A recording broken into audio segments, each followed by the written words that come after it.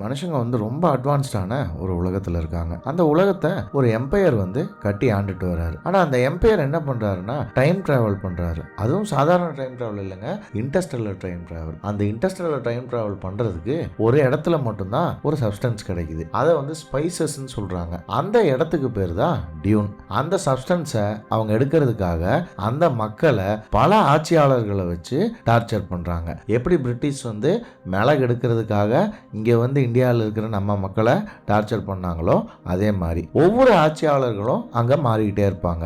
ஆனா எம்பையர் மட்டும் அவங்க எல்லாத்தையும் ஆண்டுகிட்டே இருக்கும். யாராவது ஒரு ஆள் பெரிய ஆள் ஆகுறாங்கன்னு எம்பையருக்கு தெரிஞ்சதுன்னா இன்னொரு கிளானோட சண்டை மூட்டி விட்டு அவங்களுக்குள்ளேயே அடிக்க வச்சு அவங்கள காலி பண்ணிடும். இப்படி இருக்கிற சமயத்துல நம்ம டியூனை வந்து ஹர்கோனன் கிளான் வந்து ஆண்டுட்டு வர்றாங்க.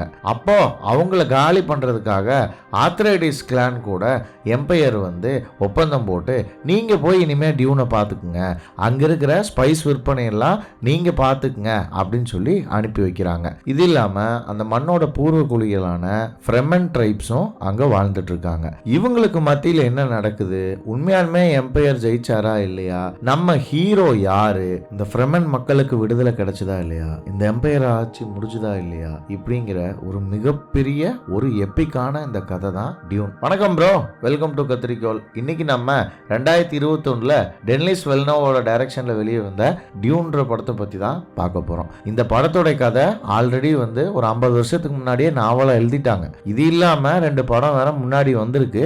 ஆனா அதையெல்லாம் திரும்ப ரெஃப்ரெஷ் பண்ணி எடுக்கிற மாதிரி ஃபர்ஸ்ட் பார்ட்லேருந்து ஆரம்பிச்சிருக்காங்க 2021. இது வந்து ஒரு மிகப்பெரிய கதைங்க. எக்கச்சக்க கேரக்டர்ஸ், எக்கச்சக்க கிளை கதைகள்னு அப்படியே விரிஞ்சு விரிஞ்சு ஒரு மகாபாரதம் மாதிரி போகிற அந்த கதை என்னால் முடிஞ்ச அளவுக்கு எளிமையாக உங்களுக்கு சொல்ல ட்ரை பண்ணுறேன். படத்தோட கதை ஒரு வாய்ஸ் ஓவரில் ஆரம்பிக்குதுங்க. அந்த வாய்ஸ் ஓவர் என்ன சொல்லுதுன்னா, அராக்கன்ங்கிறது எங்களோட பிளானட்டு, இந்த டியூன்கிற பிளானட் தான் அவங்க அராக்கன்னு சொல்கிறாங்க. அங்கே வந்து ஒரு ஸ்பைஸ் இருக்குது, அதாவது மணலில் வந்து ஒரு வளம் இருக்குது. அந்த வளத்தை திருடுறதுக்காக வெளியூரில் இருக்கிற ஆளுகள்லாம் இங்கே வந்து எங்களை அடிமைப்படுத்தி ஆண்டுகிட்டு இருக்காங்க. இப்போ வந்து அவங்க வந்து எம்பரர் சொன்னதுனால அங்கிருந்து காலி பண்ணி போகிறோன்னு சொல்லிட்டு போகிறாங்க. ஆனால் இப்போ போனது அரக்கனாக இருக்கலாம், திரும்ப வர்றது வேற யாராவது ஒரு ஆள் வரதான் போகிறாங்க எங்களை அடிமைத்தனம் படுத்துறது. இப்ப யாரு வர போறாங்கன்னு தெரியல அப்படின்னு அந்த வாய்ஸ் ஓவர் சொல்லிக்கிட்டு இருக்கும்போது அங்க வந்து டியூனோட விஷுவல்ஸ் எல்லாம் வந்துகிட்டு இருக்கும். அப்படியே ஃபேட் அவுட் ஆனா இங்க கால்டனோட நாட்டுக்கு வரும். கால்டன் எங்கடா இருக்கு அப்படின்னா அது வேற ஒரு கிரகம். இவ்வளவு நேரம் இந்த கதையெல்லாம் நமக்கு சொல்லிட்டு இருந்தது யாருன்னா ஃப்ரீமன், டியூனோடைய பூர்வகுடி மக்கள். ஆனால் வந்து இங்கே எம்பையர் வந்து இந்த ஸ்பைஸ் எடுக்க வந்து காலனி போட்டு ஆக்கிரமிச்சதுனால இந்த பூர்வகுடி மக்கள் வந்து கவர்மெண்ட்டுக்கு பயந்து வாழ்ந்துகிட்டு இருக்காங்க. அந்த டைமில் கால்டனில் நம்ம ஹீரோவான பால் வந்து படுத்து தூங்கிட்டு இருக்கான். அவன் கனவுல என்னென்னமோலாம் ஃப்ளாஷ் ஆகி வருது. அதுக்கு என்னன்ற மீனிங் வந்து பாலுக்கும் புரியல, நமக்கும் புரியல. அப்போ பாலை வந்து அவங்க அம்மா ஜெசிகா எழுப்பி கிளம்பு, அப்பா வந்து உன்னை வர சொல்லியிருக்காரு அப்படின்னு. என்ன விஷயம் அப்படின்னு 2 பேரும் சாப்பிட்டுட்டு இருக்கும்போது பேசுவாங்க. எந்த ட்ரெஸ் போட்டுட்டு வர்றது, செரிமனிக்கு போடுற ட்ரெஸ் போட்டுட்டு வா. என்ன செரிமனி, இதுதான் நடக்க போகுதுன்னு கன்ஃபார்ம் ஆயிடுச்சுல்ல, என்னத்த செரிமனியோ அப்படின்னு சொல்லி பால் வந்து சலிச்சுக்கிட்டு, அவனுக்கு ஒரு சூப்பர் பவர் இருக்கும் அவங்க வீட்டில் இருக்கவங்களுக்கு எல்லாத்துக்கும். அதாவது வாய்ஸ் மூலமா ஒரு விஷயத்தை கண்ட்ரோல் பண்ணுற சூப்பர் பவர். அதை ட்ரைனிங் எடுத்து பார்ப்பான். ஆனால் அவனுக்கு அது சரியாக வராது. அப்போ அவங்க அம்மா சொல்லி தருவா, இப்படி இல்லை இப்படி பண்ணணும் அப்படின்னு. அப்புறம் சாப்பிட்டு முடிச்சுட்டு பால் போய் என்ன பண்ணுவான்னா, இவங்க இன்னும் கொஞ்ச நாளில் வந்து திரும்ப டியூனுக்கு போக வேண்டிய சூழ்நிலை அவங்களுக்கு இருக்கும். இதுக்கு முன்னாடி பாலோ அல்லது ஜெசிகாவோ டியூனுக்கு போயிருக்க மாட்டாங்க. ஏன்னா இவங்களோட கிரகம் வேற, டியூன் கிரகம் வேற. அதனால பால் என்ன பண்ணுவான் அப்படின்னா, டியூனை பற்றி என்னென்ன விஷயங்கள்லாம் தெரிஞ்சுக்க முடியுமோ அதையெல்லாம் தெரிஞ்சுக்கிறதுக்காக ஒரு ஆடியோ புக் மூலயமாவும் வீடியோ புக் மூலயமாவும் டியூனை பற்றி படிச்சுக்கிட்டு இருப்பான். அங்கே இருக்கிற சாண்ட் வாம், அதாவது மண்புழு, மிகப்பெரிய மண்புழு பற்றியும், அவங்க வந்து அந்த மண்ணை வந்து எப்படி கடவுள் மாதிரி பார்க்குறாங்கிறத பற்றியும், இப்படி பல விஷயங்களை அந்த டாக்குமெண்ட்ரி மூலயமா பால் வந்து தெரிஞ்சுக்குவான். அவன் படிச்சுட்டு இருக்கும் போதே அடுத்த சீனில் என்ன ஆகும்னா, எம்பரரோட ஆளுக இங்கே வருவாங்க. வந்து என்ன சொல்லுவாங்கன்னா, எல்லா வீட்டில் அதாவது வந்து எம்பரர் கீழே இருக்கிற எல்லா நாட்டில் இருக்கிற பிரதிநிதிகளும் இங்கே வந்திருக்கோம், நீங்கள் வந்து எம்பரர் சொல்கிறதுக்கு அக்செப்ட் பண்ணிவிட்டு டியூனுக்கு போகிறதுக்கு ஒத்துக்கிறீங்களா அப்படின்னு கேட்பாங்க. அப்போ வந்து நம்ம பாலோடைய அப்பா வந்து, ஏன்னா அவருக்கு வேறு வழி இருக்காது, டியூக் லெட்டோ, அவர் வேற வழி இல்லாம ஒத்துப்பார். சரி ஓகே நான் போறேன் அப்படின்னு. அவர் ஒத்துக்கிட்டது யாருக்குமே விருப்பம் இல்லைங்கிறது நமக்கு பார்க்கும்போதே தெரியும். அடுத்த சீன்ல ஒரு செம்ம வித்தியாசமான ஒரு ஏர்கிராஃப்ட் அங்க வந்து லேண்ட் ஆகும். அங்க நம்மால், அதாவது நம்ம பாலோடைய ஃப்ரெண்டு டங்கன் வந்து வருவான். அங்க போய் பால் வந்து சொல்லுவான், எனக்கு ஒரு கனவு வந்துச்சு, அந்த கனவுல ஒரு வித்தியாசமான விஷயம் நடந்தது.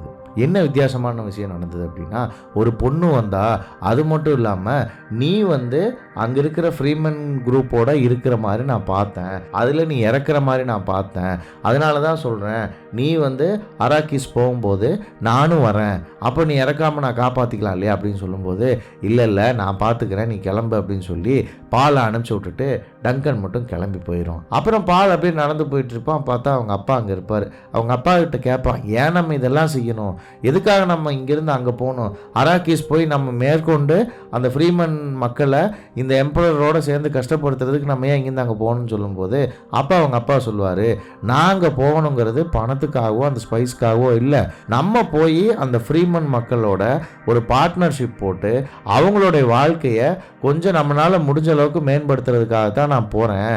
அது மட்டும் இல்லாமல் நம்ம ஹவுஸ் வந்து நல்லா இருக்குன்னும் நம்ம நாடு நல்லா இருக்குன்னும் நிறையா பேர் சொல்லிக்கிட்டு இருக்காங்க. அதனால் வந்து எம்பரர் வந்து எப்படி இருந்தாலும் வந்து நமக்குள்ளே சண்டையை மூட்டி விட பார்ப்பான். ஸோ நமக்கு வேறு வழியும் இல்லை, நம்ம போய் தான் ஆகணும்னு சொல்லி பாலுக்கு அங்கே இருக்கிற விஷயங்களை, அங்கே இருக்கிற அரசியலை புரிய வைப்பார். அப்போ தான் நமக்கும் புரிய வரும் என்னென்னா, அவர் ரொம்ப நல்ல டியூக்காக இருக்கார், அவர் அந்த மக்களை காப்பாற்றுறதுக்காக தான் அங்கே போகணும்னு நினைக்கிறாருன்னு. அடுத்த சீனில் வந்து பார்த்தா பாலும் அவரோட கோச்சும் பயங்கரமாக சண்டை போட்டுட்டு இருப்பாங்க. அந்த சண்டை எதுக்குன்னா ஒரு ப்ராக்டிஸ்க்கு. அங்கே போய், அதாவது டியூனுக்கு போனதுக்கப்புறம் என்னென்ன ஆபத்து வரும்னே உனக்கு தெரியாது, நீ ரெடி ஆயிக்க அப்படின்னு சொல்லி பாலை வந்து அவர் ரெடி பண்ணுவார். கட் பண்ணா நம்ம வில்லன் ஹர்கோனனோட கிளான் இப்போ டியூனை ஆட்சி பண்ணிக்கிட்டு இருக்கிறவங்க, நம்ம பட்டிஸ்டா தான் அவருக்கு மாப்பிள்ளையா வருவாப்புல. அவங்க வந்து சொல்லுவான், இந்த மாதிரிலாம் நடக்குது, நம்ம எம்பரர் வந்து ஏன் நம்மளை வந்து இப்படி நம்மளை ஒதுக்கி வைக்கிறாரு அப்படின்னு. ஒதுக்கி வைக்கிறாரோ இல்லையோ, அது என்ன நடக்குதுங்கிறத நான் பார்க்குறேன் அப்படின்னு சொல்லி நம்ம வில்லன் வந்து பட்டிஸ்டாவை பேசி அனுப்பிச்சிருவாப்புல. இங்கே யாரோ மேலே மறுபடியும் ஒரு ஸ்பேஸ்ஷிப்லேருந்து ஒரு வயசான அம்மா அங்கே வந்தால் பாலை வந்து அவங்க அம்மா ஜெசிகா வந்து வர சொல்லுவாள். இந்த மாதிரி எனக்கு டீச்சராக இருந்தவங்க இப்போ எம்பரர் கூட இருக்காங்க, அவங்க உன்னை பார்க்கணுன்னு சொல்கிறாங்க, நீ கண்டிப்பாக போய் அவங்கள மீட் பண்ணி தான் ஆகணும்னு. ஆனால் பாலுக்கு வந்து அதில் இன்ட்ரெஸ்டே இருக்காது. யார் இவளை எதுக்கு நான் மீட் பண்ணணும் அப்படின்ற ஒரு மைண்ட் செட்லேயே உள்ளே போவான். அதுக்கப்புறம் பால் உள்ளே போகணுன்னு எல்லாத்தையும் அனுப்பிச்சி விட்ருவாங்க. அனுப்பிச்சி விட்டுட்டு அந்த அம்மா மட்டும் மூஞ்சியை மூடிட்டு அங்கே உட்காந்துருக்கோம். பாலை மண்டி போட்டு வாய்ஸ் பேசி உட்கார வச்சு இந்த டப்பாக்குள்ளே கையை விடுன்னு சொல்ல விட்டா அவனுக்கு எக்கச்சக்க வலி வரும், எக்கச்சக்க பெயின் வரும், 1008 சைக்கலாஜிக்கலாக மனசளவில் நிறைய டிஸ்டர்பன்ஸை கொடுக்கும். அப்போ அவன் அதெல்லாம் தாண்டி போகும்போது அந்த அம்மா வந்து பாலோடைய கனவுகள் எல்லாத்தையுமே பார்த்துட்டு பால் தான் வந்து பலாயிரம் வருஷமா இவங்க வந்து இத்தனை கிளான் இங்க இருந்தாலும் எம்பரர் இருந்தாலும் இங்க இருக்கிற சில பொண்ணுகள்லாம் சேர்ந்து ஒரு தனி அண்டர் கிரவுண்ட் கிளான் ஒன்று நடத்திட்டு வருவாங்க. அவங்க என்னன்னா கேர்ஃபுல்லா ஆளுகளை சூஸ் பண்ணி கரெக்டான மேட்டிங் மூலயமா ரொம்ப வருஷம் வெயிட் பண்ணி ஒரு சூப்பர் ஹியூமன், அதாவது அவங்கள இந்த யூனிவர்ஸை சேவ் பண்ணுறதுக்கான ஒரு சூப்பர் ஹியூமனை பெற்றெடுக்கிறதுக்காக வெயிட் பண்ணிட்டு இருப்பாங்க. அப்போ வந்து இந்த சூப்பர் ஹியூமன் தான் பால் அப்படின்னு எல்லாரும் நினச்சிக்கிட்டு இருக்கும்போது, அதாவது மற்றவங்களுக்கு தெரியாது, ஜெசிகா நினச்சிட்டு இருக்கும்போது அந்த அம்மா சொல்லுவாங்க வந்துட்டு, அவன் ரொம்ப சின்ன பையனாக இருக்கான், எவ்வளோ தூரத்துக்கு அவனால் இதை செய்ய முடியும்னு எனக்கு தெரியல, பார்ப்போம், உயிரோடு இருந்தான்னா மீட் பண்ணுறேன் அப்படின்னு சொல்லிட்டு போயிடுவாங்க. இதெல்லாம் ஜெசிகாவும் அவங்க டீச்சரும் பேசிக்கிட்டு இருந்ததை பால் கேட்டுருவான். கேட்டுட்டு அப்போது உண்மையாலுமே வந்து எனக்கு தான் இந்த சூப்பர் பவர் இருக்கா, என்னை ஏன் இந்த மாதிரி ஆக்குனீங்க அப்படின்னு வந்து ஜெசிகா கிட்ட கேட்டு பால் ரொம்ப ஃபீல் பண்ணுவான். அடுத்த நாள் காலையில் பால் வந்து ஒரு இடத்துல மேலே ஒரு மலை புல்லெல்லாம் இருக்கும், அந்த இடத்துல வந்து நின்றுட்டு இருப்பான். ஒரு செம்ம பெரிய ஸ்பேஸ்ஷிப் வந்து அப்படியே மேலே போகும். என்னன்னு பார்த்தா இவங்க வந்து காலி பண்ணுவாங்க. கால்டனை காலி பண்ணிட்டு ஆர்காரிஸ் போகிறதுக்காக ரெடியாகி கிளம்புவாங்க. அப்படியே இங்கேருந்து இந்த கிரகத்திலேருந்து இன்டர்ஸ்டெல்லர் டிராவல் மூலமா வேற ஒரு கிரகத்துக்கு போவாங்க. அங்கே பார்த்தா பலாயிரம் மக்கள்லாம் இருப்பாங்க, எக்கச்சக்க மக்கள் இருப்பாங்க, அது ஃபுல்லாக ஒரே பாலைவனமாக இருக்கும். இதுதான் நம்ம டியூன். அந்த டியூனுக்கு மொத நம்ம பாலும் ஜெசிகா லெட்டோ 3 பேரும் இவங்க நாட்டோடைய படைகளோட அங்கே வருவாங்க. பால் அங்கே போனோன்னே பாலுக்கு தெரிஞ்ச ஒரு மிலிட்ரி ஆஃபீஸரை ஹக் பண்ணிட்டு அவங்க அங்கேருந்து கிளம்பி போவாங்க. அப்படி போகும்போது இதை கூட்டத்தை பார்த்து ஏமாந்துடாதீங்க, இதெல்லாமே இந்த நாட்டுடைய வழக்கம், மேண்டிட்டரி அட்டனன்ஸு, கண்டிப்பாக நீங்கள் வரணும்னு சொல்லி ஃபோர்ஸ் பண்ணி கூட்டிகிட்டு வந்தது, அதனால் இவங்க ஒன்றும் விருப்பப்பட்டு வரல அப்படின்னு. ஆனால் பால் அங்கே இருக்கிறவங்கள பார்ப்பான், அவங்கெல்லாம் வந்து பாலை வந்து கிட்டத்தட்ட ஒரு கடவுளாகவே கும்பிடுவாங்க. லிசான் அல் குலாப்னு. என்னடா இது லிசான் அல் குலாப், என்னம்மா இது அப்படின்னு அவங்க அம்மாட்ட கேட்கும்போது, எங்களுடைய சீக்ரெட் ஆர்கனைசேஷன் வந்து ரொம்ப வருஷமாக உங்களை காப்பாற்றுறதுக்கு வெளியிருந்து ஒரு ஆள் வருவான்னு இவங்களுக்கு சொல்லி வச்சுருக்காங்க. அந்த வெளியிருந்து வர ஆள் நீதான்ற நம்பிக்கையில் அவங்கெல்லாம் வந்து நிற்கிறாங்க அப்படின்னு சொல்லிட்டு அங்கேருந்து ஹெலிகாப்டரில் டியூனோடைய இவங்க இருக்கிற சிட்டிக்கு கூட்டிகிட்டு வருவாங்க. அது பார்த்தா ஃபுல்லாக கவர் ஆகிருக்கும். ஏன்னா அங்கே வந்து நிறையா மணல் புயலும் வெயிலும் இஷ்டத்துக்கு அடிக்கிறதுனால இவங்களால அங்கே மேனேஜ் பண்ண முடியாதுங்கிறதுனால ஃபுல்லாக கவர்டான ஒரு அட்மாஸ்பியரில் தான் அந்த இடத்த வச்சுருப்பாங்க. அப்புறம் அடுத்த சீனில் நம்ம ஜெசிகா வந்து அவளுக்கு வேலை செய்கிறதுக்காக வீட்டு வேலைக்காரியை சூஸ் பண்ணுவாள். அப்போ அந்த வீட்டு வேலைக்காரி, நான் உன்னுடைய உடம்புல வந்து நீ ஒரு கத்தியை வச்சுருக்கேன்னு எனக்கு தெரியும், நீயே மரியாதை அதை எடுத்து கொடுத்துருன்னு ஜெசிகா சொல்லும்போது அந்த கத்தியை எடுத்து கொடுத்துட்டு, இது வந்து நாங்கள் கடவுளாக கும்பிட்ற அந்த ஷாய் உள்ளதோட பல்லுலேருந்து செஞ்ச கத்தி, இது வந்து உண்மையாலுமே எங்களை காப்பாற்ற வந்த தூதுவர்கள் நீங்கள் தான்னா உங்ககிட்ட தான் இருக்கணும், உங்ககிட்ட கொடுக்கறதுக்காகத்தான் நான் வந்தேன் அப்படின்னு அந்த கத்தி எடுத்து கொடுப்பான். அடுத்த சீனில் பனைமரத்துக்கு ஒருத்தன் தண்ணி ஊற்றிக்கிட்டு இருப்பான். நம்ம பால் அவங்ககிட்ட போவான். பார்த்தா அங்கே வந்து ஒரு 500-600 பேர்த்துக்கு மேலே பாலோட முகத்தை பார்க்கறதுக்காக சைடில் நின்றுட்டு இருப்பாங்க. ஏன்னா இவனைத்தான் கடவுள் நினச்சிட்டு இருக்காங்களே அவங்க. அப்போ நின்றுக்கிட்டு இருக்கும்போது இந்த பனைமரத்தை பற்றி, இந்த பனைமரம் இங்கே இருக்கிறது என்ன, இந்த மக்களோட நம்பிக்கைகள் என்னென்னங்கிறத அங்கே கதையாக சொல்லுவாங்க. சொல்லிட்டு அடுத்த சீனில் பால் வந்து அந்த ஊரை பற்றி ஒரு ப்ரொஜெக்டரில் பார்த்துக்கிட்டு இருக்கும்போது பார்த்தா பாலை கொல்றதுக்கு எவனோ ஒருத்தன் ரொபாட்டிக்ஸ் பூச்சி ஒன்று அனுப்பிச்சிருப்பான். ஆனால் பால் வந்து ஜஸ்ட் மிஸ்ஸாக அதுலேருந்து தப்பிச்சு எஸ்கேப் ஆகிடுவான். அடுத்த சீனில் நம்ம பாலை பார்க்க வந்துச்சு இல்லையா அந்த மந்திரவாதி கிளவி, அது வந்து நம்ம வில்லனை பார்க்க அங்கே போகும். போயிட்டு என்ன சொல்லும் அப்படின்னா, நீங்கள் ஒன்றும் கவலைப்படாதீங்க, ஹர்கோனனுக்கு வந்து எம்பையர் வந்து சப்போர்ட் பண்ணுறேன்னு சொல்லியிருக்காரு, ஆர்மி அனுப்புறேன்னு சொல்லியிருக்காப்புல. ஆனால் வந்து என்னன்னா பாலும் ஜெசிகாவும் எங்களோட லேடிஸ் ஆர்கனைசேஷன் கீழே வர்றதுனால அவங்கள மட்டும் நீங்கள் கொல்லக்கூடாது, நீங்கள் வந்து டியூக் லெட்டோவை என்ன வேணால் பண்ணிக்கலாம், ஆனால் இந்த விஷயம் வெளியே யாருக்கும் தெரியக்கூடாதுன்னு சொல்லிட்டு அங்கேருந்து கிளம்பிடுவாங்க.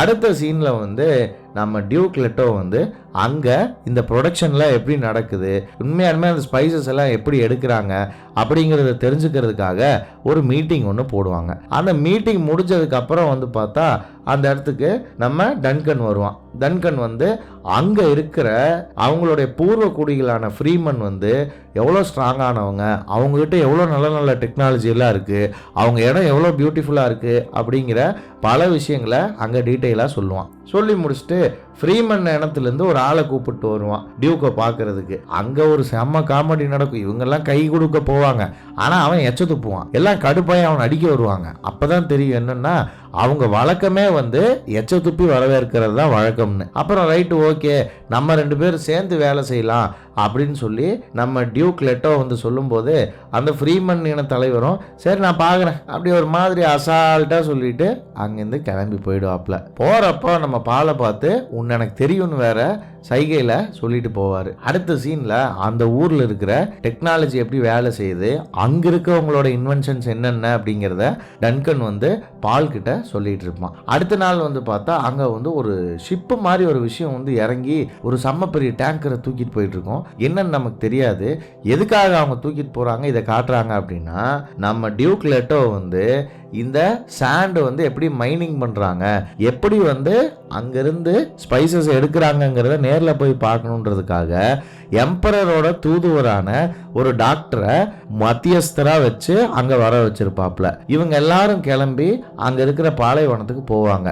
போகிற வழியிலேயே வந்து ஒவ்வொன்றா அந்த டாக்டர் வந்து அந்த பாலைவனத்தை பற்றி இவங்ககிட்ட சொல்லிட்டே போவாங்க. அப்போ போயிட்டு இருக்கும்போது பார்த்தா திடீர்னு ஒரு மணல் புயல் மாதிரி இருக்கும். அங்கே தான் வந்து மைனிங் நடந்துட்டு இருக்கும். ஒரு செம்ம பெரிய புல்டோசர் மாதிரி இருக்கிற ஒரு இது வந்து அந்த மணலில் இருக்கிற மினரல்ஸ் எல்லாம் மைன் பண்ணி எடுத்துக்கிட்டு இருக்கோம். அப்போ தான் ஃபஸ்ட்டு நம்மக்கிட்ட வந்து அந்த ராட்சச அந்த மண்புழுவை காட்டுவாங்க. அது வந்து எங்கேயோ ஒரு 5 கிலோமீட்டருக்கு அந்த பக்கம் வரும். இப்போயே வந்து அது செம்ம பெருசாக தெரியும்.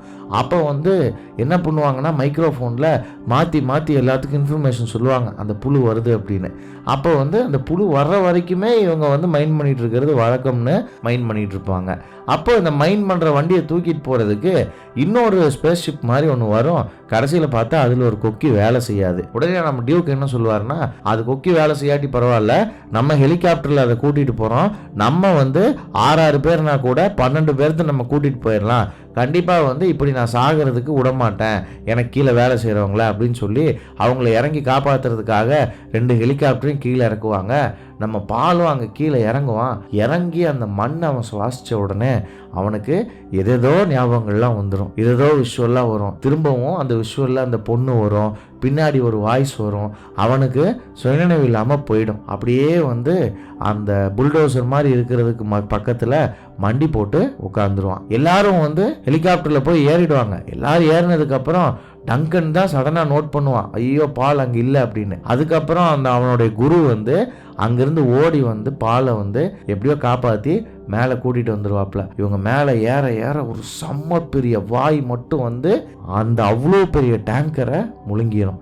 அந்த மண்புழு இதுதாங்கிறத ஃபர்ஸ்ட் டைம் நம்மளும் புரிஞ்சுக்குவோம், பாலும் புரிஞ்சுக்குவோம். அப்புறம் அந்த டாக்டர் சொல்லிட்டு போகும், நான் யாரோட சைடும் எடுக்கிறதுக்காக இங்கே இல்லை, நான் வந்து என்னுடைய மக்களுக்காகத்தான் இருக்கேன் அப்படின்னு சொல்லிட்டு அங்கேருந்து கிளம்பிடும். இங்கே பாலை வந்து டாக்டரை வச்சு செக் பண்ண வைப்பாங்க, அவனுக்கு ஏதாவது உடம்புல இருக்கான்னு பார்க்கறதுக்கு.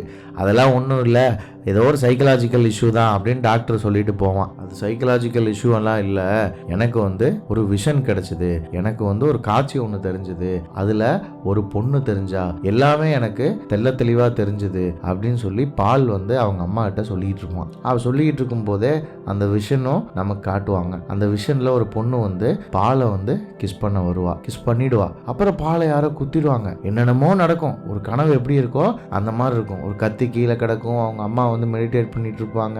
அப்போ டக்குன்னு அவங்க அம்மா கிட்ட சொல்லுவான், நான் சொல்றதை நம்பலைன்னா இன்னொன்று சொல்றேன், நீ இப்போ பிரெக்னெண்டா இருக்கேன்றது கூட எனக்கு தெரியும் அப்படின்னு. கட் பண்ணா இப்போ எம்பரரோட இடத்துக்கு வந்திருப்பாங்க.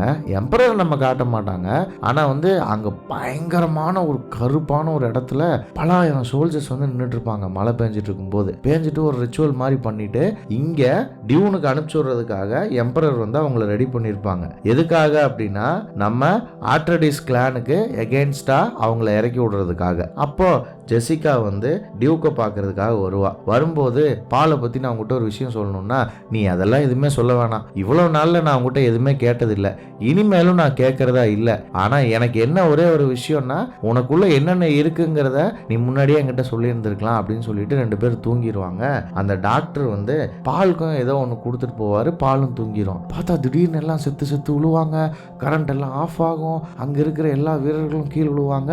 அப்போ வந்து நம்ம டியூக் லெட்டோ எந்திரிச்சு பார்க்கும்போது பார்த்தா தான் தெரியும் அவருக்கு, ஓ இங்கே ஏதோ பிரச்சனை அப்படின்னு. அங்கே ஒரு அம்மா கீழே கிடக்கும், அது வீட்டுக்கு வேலைக்கு வர வேலைக்கார அம்மா. அந்த அம்மாவை யாரோ குத்திருப்பாங்க. அந்த அம்மாவை போய் டியூக் லெட்டோவை போய் பார்க்கும்போது பின்னாடி இருந்து யாரோ டியூக் லெட்டோவையும் குத்தி அடிச்சிருவாங்க. என்னடா அது, யாரா அதுன்னு பார்க்கும்போதே இங்கே வார் ஸ்டார்ட் ஆகிடும். நம்ம எம்பரர் அனுப்பிச்சார் இல்லையா, அந்த படைகளோட சேர்த்து நம்ம வில்லன் அதாங்க ஹர்கோனன் கிளான் அவங்களும் வந்துருவாங்க. சரியான சண்டையாகும். ஏன்னா இவங்க தூங்கிட்டு இருக்கும்போது அவங்க ஷீல்டெல்லாம் உடச்சிட்டு உள்ள வந்ததுனால இவங்கனால வந்து எதுவுமே செய்ய முடியாது. ஆனாலும் முடிஞ்ச அளவுக்கு அவங்க ட்ரை பண்ணுவாங்க, ஏதோ முயற்சி பண்ணுவாங்க.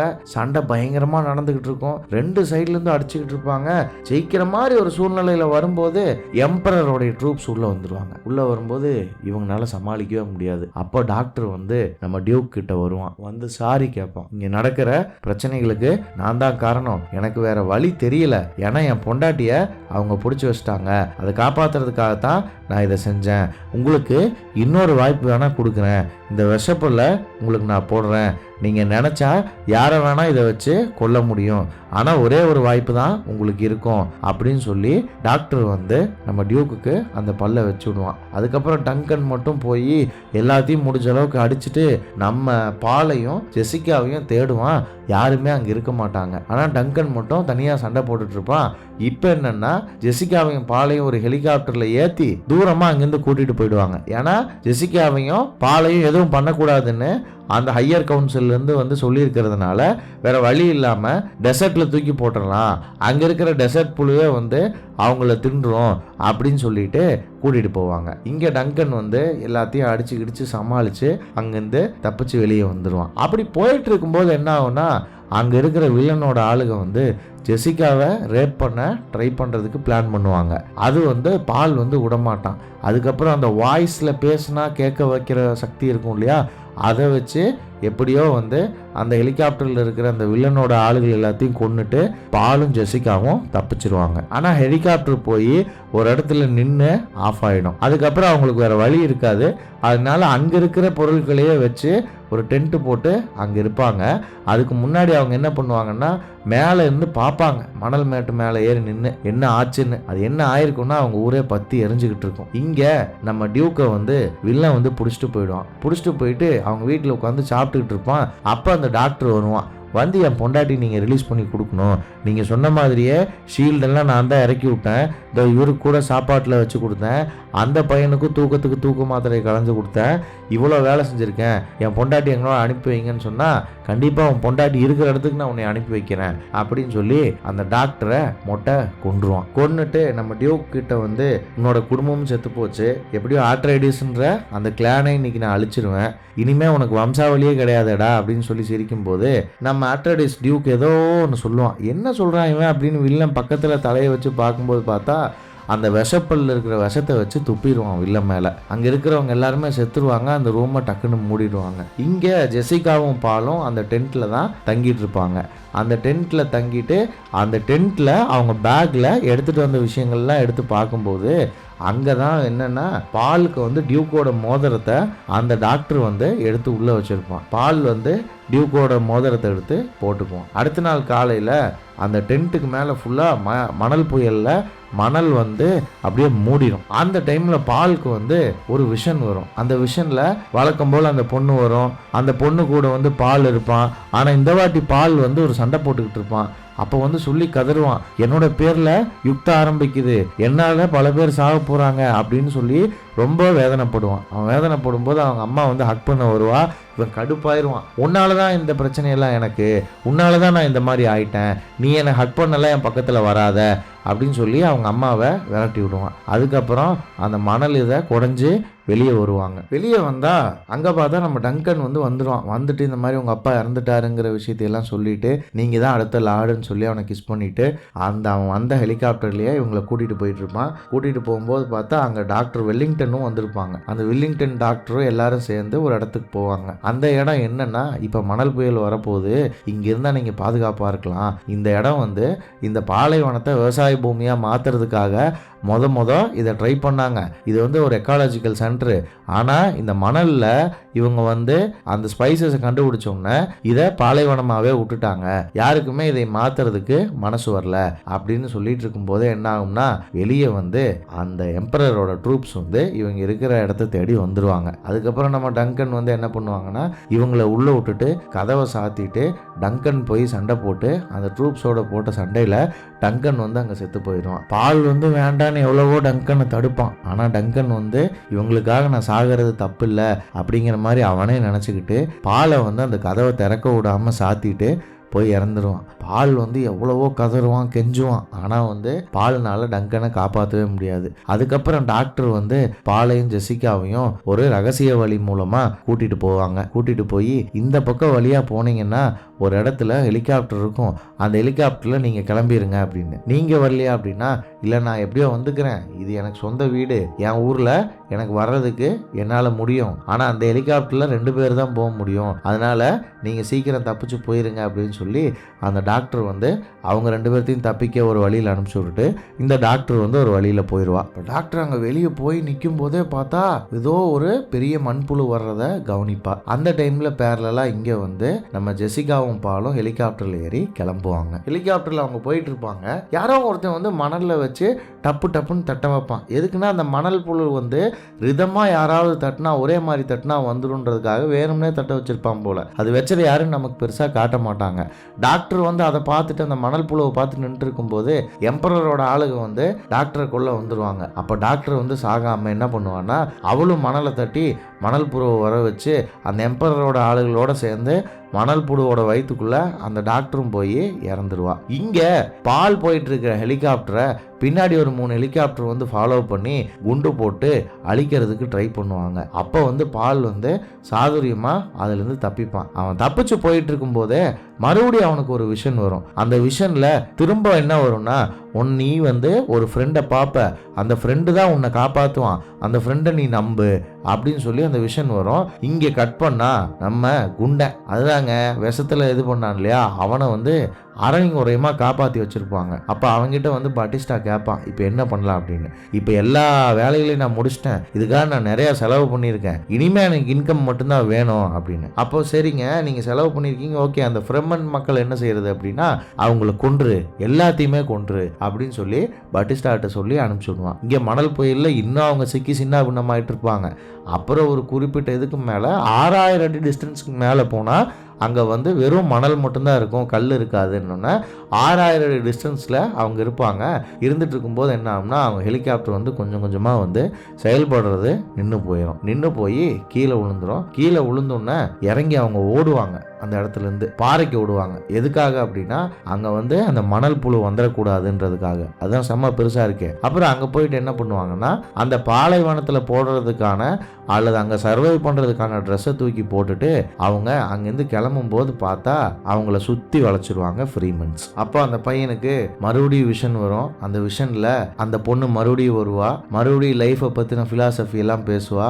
அந்த ஃப்ரெண்டை மறுபடியும் அவன் பார்ப்பான். இப்படி சுற்றி சுற்றி திரும்ப திரும்ப அதே விஷுவல்ஸ் வந்துகிட்டு இருக்கும். அப்புறம் இவங்க அந்த காம்பஸை பார்த்து எப்படியோ வழி கண்டுபிடிச்சி அந்த ஃப்ரீமன்ஸ் இருக்கிற இடத்துக்கு போகலான்னு ட்ரை பண்ணுவாங்க. அப்புறம் பார்த்தா தான் தெரியும் அவங்க நின்றுட்டு இருந்ததே அந்த மிகப்பெரிய மணல் புழு மேலே தான் அப்படின்னு. இந்த மணல் புழு இவங்களை துரத்திக்கிட்டே வரும். பால் ஓடுவான், ஜெசிகாவும் ஓடுவாங்க. அந்த பாறையை நோக்கி ஓடும்போது அந்த மணல் புழு வந்து பக்கத்தில் அப்படி தலையை தூக்கி நிற்கும். அப்படியே 2 பேரும் பயந்து போய் அங்கே நிற்பாங்க. என்ன செய்யறதுனே தெரியாமல் அந்த மணல் புழு பக்கத்தில் வந்துட்டு இவங்களை கொல்லாமல் இவங்களை பார்த்துட்டு திரும்பி போகும். அங்கிருந்து அவங்க நடந்து போனால் அந்த இடத்துல ஃப்ரீமன்ஸ் வந்துருவாங்க. ஃப்ரீமன்ஸ் அங்கேயே இவங்களை பார்த்துருப்பாங்க. ஆனால் இங்கே கிராஸ் பண்ணி வர வரைக்கும் வெயிட் பண்ணாங்க. வெயிட் பண்ணதுக்கப்புறம் இப்போ அவங்க அப்பாவை பார்க்கறதுக்கு இந்த ஃப்ரீமனுடைய தலைமை ஒருத்தன் வந்தான் இல்லையா, அவன் இந்த இடத்துல இருப்பான். எனக்கு உன்னை தெரியும், நான் உன்னை பார்த்துருக்கேன் அப்படின்னு சொல்லி பால் சொல்லும்போது அந்த ஃப்ரீமனோட தலைவனுக்கும் அந்த ஞாபகம் வரும். ஆமாம், ரைட்டு, ஓகே, சரி நீங்கள் வாங்க, நான் உங்களை எங்கள் ஊருக்கு கூட்டிகிட்டு போகிறேன், அங்கே போய் பஞ்சாயத்து வச்சு உங்களை என்ன பண்ணலான்றதை முடிவு பண்ணிக்கலாம் அப்படின்னு சொல்லும்போது ஃபைட் ஆரம்பிச்சிருவாங்க.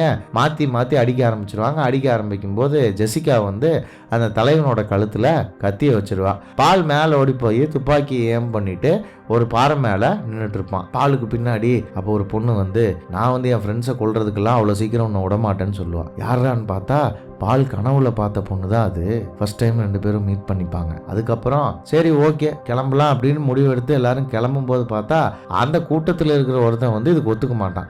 அதெல்லாம் என்னால் ஒத்துக்க முடியாது, இந்த மாதிரி வெளியாளுகள் எல்லாம் நான் வந்து சேர்த்திக்கிறதுக்கு ஒத்துக்க மாட்டேன், நீ தலைவனே கிடையாது, நீ அந்த பொம்பளை கூட சண்டை போட்டு தோத்துட்டல, அப்புறம் நீ எப்படி தலைவனாக இருக்க முடியும், அதனால நான் சொல்கிறதான் நீ கேட்கணும் அப்படின்னு சொல்லி அவன் என்ன பண்ணுவான்னா பாலை வந்து ஒத்தைக்கு ஒத்த சண்டைக்கு கூப்பிடுவான். அந்த ஒத்தைக்கு ஒத்த சண்டையில் யார் ஜெயிக்கிறாங்களோ அவங்க தான் உயிரோடு இருக்க முடியும், தோல்விங்கிறது சாவு மட்டும்தான் அப்படின்னு. அப்போ பால் வந்து சண்டைக்கு போகும்போது பால் கனவுல பார்த்த சாணின்ற அந்த பொண்ணு அந்த கத்தியை பால் கிட்ட கொடுத்து, இந்த கத்தியை கையில் வச்சுட்டு கொஞ்சம் மரியாதையோட சாவு அப்படின்னு சொல்லி அனுப்பிச்சி விடுவான். ஏன்னா பால் வந்து ஜெயிப்பான்னு யாருமே எதிர்பார்க்க மாட்டாங்க. அந்த டைமில் பாலுக்கு மறுபடியும் விஷுவல்ஸ் எல்லாம் வரும், அந்த சண்டையில் என்னென்ன நடக்க போகுதுங்கிறதெல்லாம். அந்த விஷுவல்ஸ் எல்லாம் பார்த்துட்டு மறுபடியும் பால் சண்டைக்கு வருவான். 2-3 தடவை வந்து ஆப்போசிட்டில் இருக்கிற அந்த பிளாக் பீப்புள் மேலே கத்தியை வச்சிருவான். ஆனால் வந்து குத்த மாட்டான். எவ்வளவோ ட்ரை பண்ணுவான், ஆனால் அவன் வெறித்தனமாக ஆடுவான், நீ வந்து ஒன்று என்னை குத்து, இல்லை நீ குத்து வாங்கி சாவுன்னு.